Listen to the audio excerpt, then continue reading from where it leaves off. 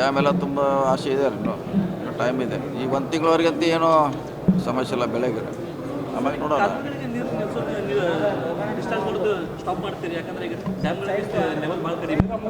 ಡ್ಯಾಮ್ನಾಗ ಇಲ್ಲಾಂದ್ರೆ automatic stop ಆಗೇ ಆಯ್ತು ಅದು. ನದಿಯಲ್ಲಿ ಕೂಡ ನೀರಿಲ್ಲ, ಹಿಂಗಾಗಿ ಆಟೋಮೆಟಿಕ್ ಸ್ಟಾಪ್ ಆಗುತ್ತೆ. ಕುಡಿಯೋ ನೀರಿಗೆ ಈಗೆಲ್ಲ ಹಿಡಿದೆಲ್ಲ ನೀರಿಗೆ ಕುಡಿಯೋ ನೀರಿಗೆ ಮಾತ್ರ, ಬೆಳಗ್ಗೆ ಅಂತೂ ಸದ್ಯಕ್ಕಿಲ್ಲ. ಜಾಸ್ತಿ ಆದರೆ ಕೊಡ್ತೀವಿ. ಸರ್, ಈಗ ರಾಮದುರ್ಗ ಸೇರಿದಂತೆ ಕೆಲವೊಂದಿಷ್ಟು ಕಡೆ ಮಳೆ ಆಗಿಲ್ಲ, ಹೀಗಾಗಿ ಆ ಭಾಗ ಜನರು ಬೆಳೆ ಬೆಳೆದು ಸಂಕಷ್ಟದಲ್ಲಿದ್ದಾರೆ. ಅದೇ ಹೇಳಿದಿಲ್ಲ, ಮನೆ ಸರ್ವೆ ಮಾಡ್ತಾರೆ ಅಂತ ಹೇಳಿದಿಲ್ಲ. ಸರ್ವೆ ಮಾಡಲಿಕ್ಕೆ DC ಅವರು ಆದೇಶ ಮಾಡ್ತಾರೆ. ಯಾರಿಗೆ ಹೋಗಿದೆ ಸರ್ಕಾರ ನಿರ್ಧಾರ ಮಾಡಿದ್ದು ಏನು ಕೊಡಬೇಕು ಏನು ಕೊಡಬಾರ್ದು ಅಂತ. ಅದೇ ಫಸ್ಟ್ ಸರ್ವೆ ಆಗ್ಬೇಕಲ್ಲ. ಫಸ್ಟ್ ಸರ್ವೆ ಆಗ್ಬೇಕು. ಯಾಕೆ ಕೆಲವರು ಬೆಳೆ ಬಂದಿದೆ, ಕೆಲವ್ರು ಬಂದಿಲ್ಲ. ಎಲ್ಲ ನಮ್ಮನೆ ಇದೆ ಅದರಲ್ಲಿ.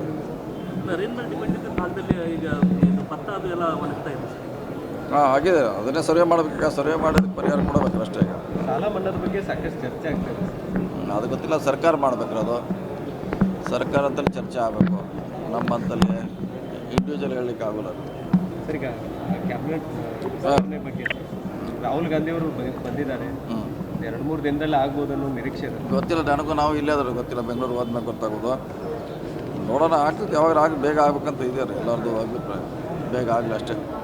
ಯಾಕಂದರೆ ಹರಿಪ್ರಸಾದ್ ಅವ್ರ ಹೆಸರು ಬರ್ತಾ ಇದೆ ಮತ್ತು ಕ್ಯಾಬಿನೆಟ್ KPCC ಅಧ್ಯಕ್ಷ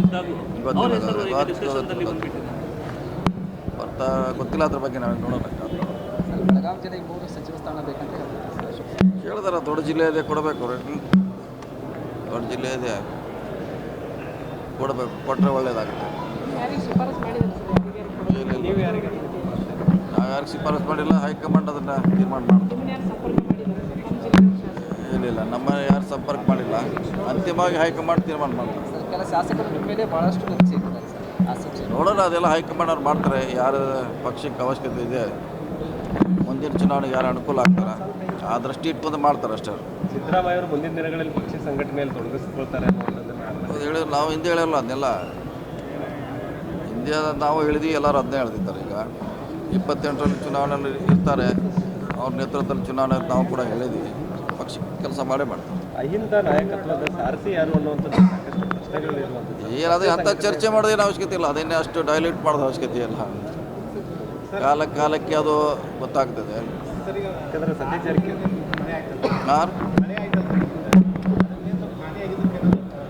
ಸರ್ವೆ ಮಾಡೋದು. ಸರ್ವೆ ಆದಮೇಲೆ ಅದ್ರ ಬಗ್ಗೆ ಸ್ಪಷ್ಟವಾದ ತೀರ್ಮಾನ ಮಾಡ್ತಾರೆ. ಯಾಕೆ ಹಿಂಗೇನಿಲ್ಲ. ಇಲ್ಲ, ಈಗ ಅವರು ಮಂತ್ರಿ, ಇಡೀ ರಾಜ್ಯಕ್ಕೆ ಮಂತ್ರಿ ಅವರು ಹೋಗ್ತಾರೆ. ನಾನು ಹೊಂಟಿದ್ದೀನಿ.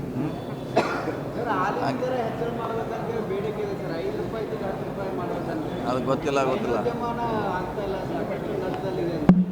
ನೋಡೋಣ. ಅದಕ್ಕೆ ಮಂತ್ರಿ ಬರಬೇಕು. ಮಂತ್ರಿ ಬಂದ್ಮ್ಯಾಗ ಡಿಸಿಷನ್ ತಗೋತಾರೆ. ಮಂತ್ರಿ ಯಾರು ಇಲ್ಲ ಈಗ. ನೋಡೋಣ. ಈಗ ನನಗೆ ಜಸ್ಟ್ ಹೇಳಿದ್ದಾರೆ. DC ಅವ್ರ ಜೊತೆ ಮಾತಾಡಿ ಅದಕ್ಕೆ ಪರಿಹಾರ ಕಂಡುಕೊಳ್ತೀವಿ. ಓಕೆ, ಹೇಳಿ. ಏನು ಸುಗಮವಾಗಿ ನಡೀತಾ ಇದೆ. ಇನ್ ಟೈಮ್ನಾಗ ಬಹುಶಃ ಎಲ್ಲ ಕಂಪ್ಲೀಟ್ ಆಗ್ತವೆ. ಯಾಕಂದರೆ ಮ್ಯಾಪಿಂಗ್ ಏನಾಗಿದೆ ಅಷ್ಟನ್ನು ಮಾಡಲಿಕ್ಕೆ ಎಲ್ಲ ಉತ್ಸುಕರಾಗಿದ್ದಾರೆ. ಮುಗಿತದೆ. ರಾಜ್ಯ ಸರ್ಕಾರ ದುರ್ಬಳಕೆ ಮಾಡ್ಕೊಳ್ತಾ ಇದೆ. ಅದೇನು ಗೊತ್ತಿಲ್ಲ. ಅದು BJP ಅವ್ರು ಮಾಡ್ತಾ ಇದ್ದಾರೆ. ಇಲ್ಲ, ಇಲೆಕ್ಷನ್ ಕಮಿಷನ್ ಅಲ್ಲೇ ಡೆಲ್ಲಿಯಲ್ಲಿದೆ. ಅವ್ರಿಗೆ ಹೇಳ್ತಾರೆ, ಅವರೇ ಎನ್ಕ್ವೈರಿ ಮಾಡ್ತಾರೆ. ಯಾವುದು ಸಮಸ್ಯೆ ಆಗಿದೆ, ಎಲ್ಲಿ ಗೊಂದಲ ಆಗಿದೆ ಮಾಡಲಿ. ಅವರು ಹೆಂಗಾರು ಈಗ ದೂರು ಕೊಟ್ಟಿದ್ದಾರೆ. ಅದ್ರಾಗ ಎನ್ಕ್ವೈರಿ ಮಾಡಲಿ. ಬೆಳಗಾವಿಯಲ್ಲಿ 3 ದಿನ RSS ಸಭೆ ಆಯಿತು. ಸಭೆಯಲ್ಲಿ ಕೆಲವೊಂದಿಷ್ಟು ವಿಚಾರಗಳ ಚರ್ಚೆಗೆ ಬಂದಿದೆ. ಜನಸಂಖ್ಯೆ ಅಸಮತೋಲನ ಇರ್ಬೋದು, ಜೊತೆಗೆ ರಾಮ ಮಂದಿರ ವಿಚಾರ ಇರ್ಬೋದು, ಜೊತೆಗೆ RSS ಟೀಕೆ ಯಾರು ಮಾಡ್ತಾರೆ ಅವ್ರಿಗೆ ಉತ್ತರ ಕೊಡೋದಿಲ್ಲ. ನೇರವಾಗಿ ನೀವು ಸಂಘಟನೆ ಮೂಲಕ ಉತ್ತರ ಕೊಡಿ ಅನ್ನೋದು. ಯಾರು ಹೇಳಿದ್ರು? ನಿಮ್ಗೆ ಯಾರು ಹೇಳಿದ್ರೆ? ಪ್ರೆಸ್ ಮನೆಗೆ ಹೇಳಿದ್ರಾ? RSS ಏನು ಹೇಳೋ ಹೊರಗಡೆ ಬರೋಲ್ಲ. ಅದು ಗುಪ್ತವಾಗಿರ್ತದೆ.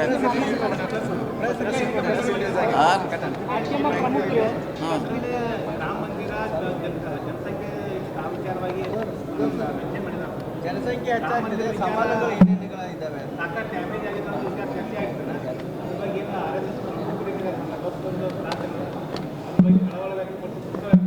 ಜನಸಂಖ್ಯೆ ಅಲ್ಲ ಸರ್ ರಾಮ ಮಂದಿರ ಹುಂಡಿ ಕಳ್ತನ ಅದು ಗಂಭೀರ ವಿಷಯ ಇರೋದು, ಗಂಭೀರ ವಿಷಯ. ಅದ್ರ ಬಗ್ಗೆ ಎನ್ಕ್ವೈರಿ ಆಗಲೇಬೇಕು. ಈಗಲೇ ಮಾಡ್ತಿದ್ದಾರೆ.